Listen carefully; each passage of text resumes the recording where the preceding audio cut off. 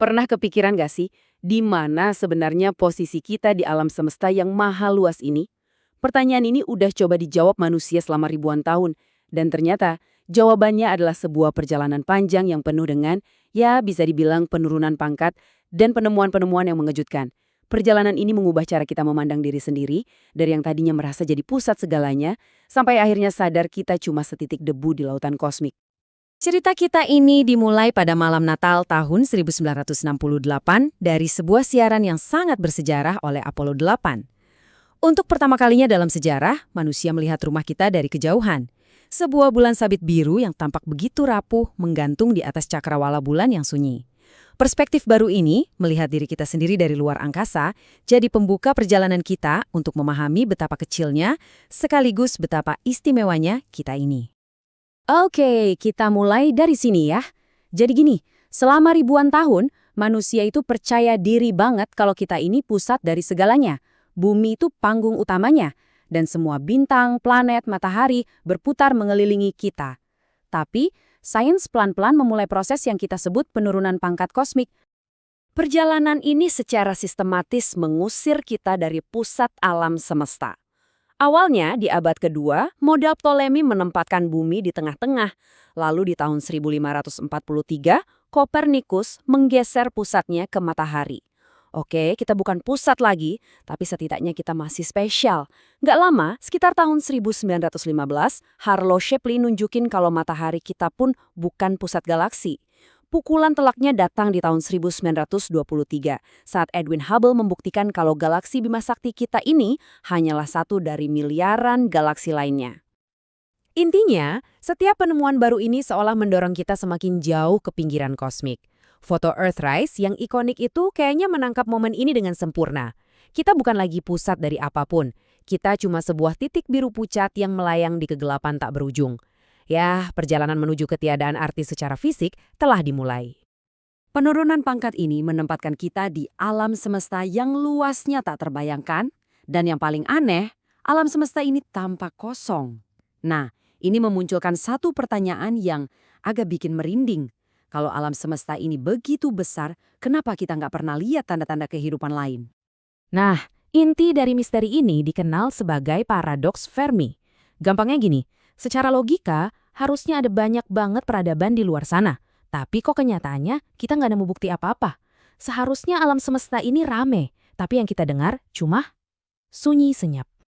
Dan biar ada kebayang segede apa skala paradoks ini, coba pikirkan angka ini. Berdasarkan data dari teleskop luar angkasa Kepler, diperkirakan ada 10 miliar planet yang mirip bumi dan berpotensi layak huni.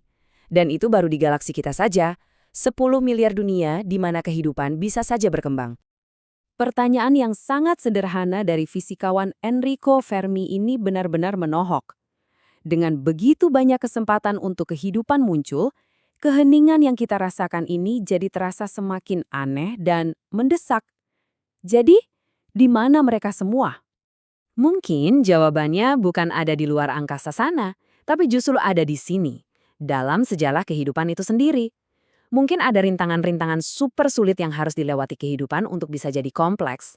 Konsep ini dikenal sebagai filter agung.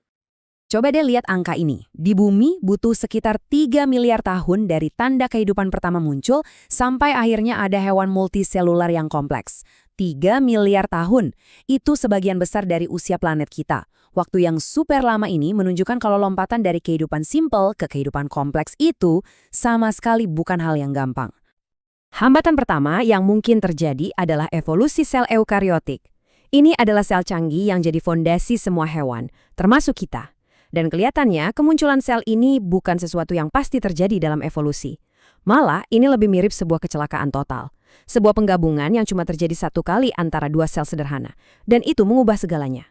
Kejadian kebetulan kayak gini mungkin super langka di alam semesta. Hambatan besar lainnya, oksigen. Untuk bisa menghidupi hewan-hewan kompleks, kita butuh banget atmosfer yang kaya oksigen. Dan untuk itu, butuh evolusi fotosintesis oksigenik, sebuah mesin molekuler yang rumitnya bukan main, yang sepertinya juga cuma berevolusi satu kali di bumi. Tanpa kecelakaan evolusi ini, planet kita mungkin selamanya cuma jadi dunia yang dihuni makhluk-makhluk sederhana. Oke, katakanlah kehidupan kompleks berhasil melewati filter-filter tadi. Tapi lompatan selanjutnya, ke kecerdasan yang bisa membangun peradaban, itu sama sekali nggak ada jaminannya. Bahkan di planet yang paling sempurna sekalipun, pikiran seperti yang kita miliki ini adalah hasil dari serangkaian kebetulan yang paling mustahil. Rantai sebab akibatnya ini sungguh luar biasa, coba bayangkan. Gravitasi dari planet-planet jauh mengubah orbit bumi, yang kemudian menyebabkan perubahan iklim drastis di bumi. Lalu, geologi yang unik di lembah celah besar Afrika memperkuat perubahan ini, menciptakan tekanan lingkungan yang begitu hebat, yang selama jutaan tahun, akhirnya memaksa otak nenek moyang kita untuk berkembang pesat. Ini benar-benar seperti permainan biliar kosmik yang sempurna.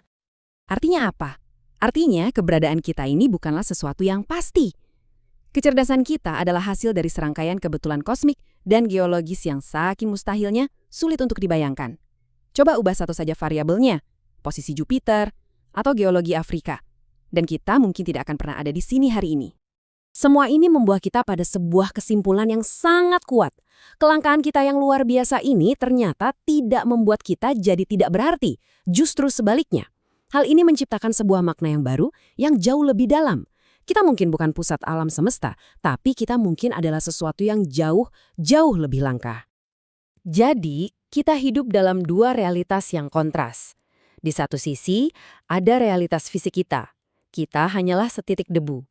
Tapi di sisi lain, ada realitas biologis kita. Kita adalah hasil dari rantai kebetulan luar biasa selama 4 miliar tahun.